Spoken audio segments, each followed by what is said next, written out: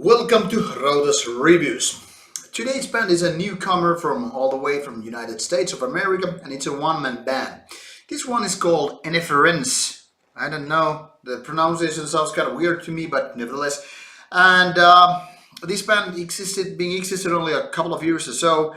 This still their second album, which kind of got re-released in the end of October 2017. And this one is called In the Hours Beneath. So I'm gonna show it to you here. It's actually pretty nice CD, which I just got to listen to today. And the booklet is very thin, only 4 pages. The cover, as you can see, very nice view there, which actually reminds me of Norwegian fjords.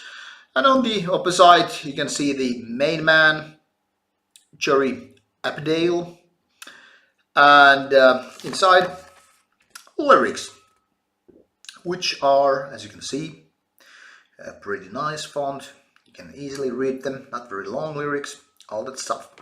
So, Eneferens, In the Hours Beneath, the CD, and the backside of the CD, CD case. So, Eneferens is an interesting case because even though it's been kind of labeled as atmospheric black metal, it's not black metal band in its fully extent kind of form, should I say. The thing is that it actually reminds me very much of the famous and infamous Murkur in the sense that it's only maybe 1/3 of the music is actually black metal in its pure form. The thing is that Eneferens is mostly kind of beautiful, very, very atmospheric, and kind of a sad music actually. And by sad, I don't mean the quality of the music or the way the songs are being composed, but the kind of a melancholic feeling there is all around the album, from the very first tunes till the very end. Now, when these actual black metal elements, the kind of a shrieky vocals, like some say banshee vocals, and the growling vocals step in, and the riffs are more or less fast-paced, shredding and all that stuff, then the kind of melancholic feeling steps a little bit on the kind of a back, and this kind of aggressiveness, even though it's kind of a melodic and sort of atmospheric as well, kind of step in. The weight kind of shifts from one place to another. And the thing is, this is actually a very well balanced album in the way of having these kind of emotions, being tossed back and forth. Because if it was just this melancholic music, with synths and just kind of a weeping vocals and all that stuff, then it might be actually a little bit boring. Now there is actually very strong contrast in between these kind of different elements. So when it's getting melancholic and you kind of get used to it, like some people say, kind of zone into it, then it kind of suddenly reminds me like a slap on your face that now wake up and it's time to go, it's time to wake up. And it kind of has this more straightforward way of doing that, and going with faster tempo and all that stuff. But it also knows how to slow down and kind of get it there, like you're drifting in a way. And the thing is that the songs are actually quite lengthy. But since Eneferens has nothing to do with these kind of basic rock compositions, and by that I mean, the starting riff, then you have this kind of a bridge, then you have these chorus parts, and then you can just, keep them looping around in a one way or another.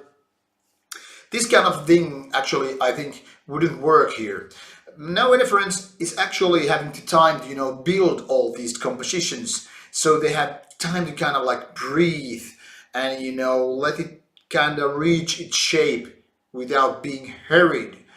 It's not like this kind of music actually benefits of, having busy time, you do this, but actually, having this kind of a Tai Chi kind of motion.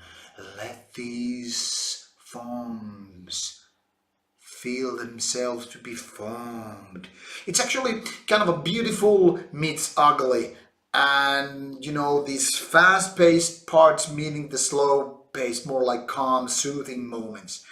And these, like I said, are very well balanced. There's this kind of a phase where the album is like this kind of evil and death, and then there are these kind of lighter moments when it's all about life and light, as opposed to this kind of darkness and sinister feeling.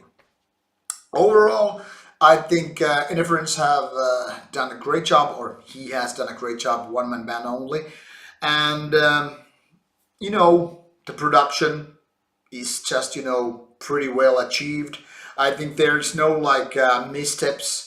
There's no going over boundaries. There, the songs being lengthy and too lengthy, and everything is just like actually very much in place and in balance.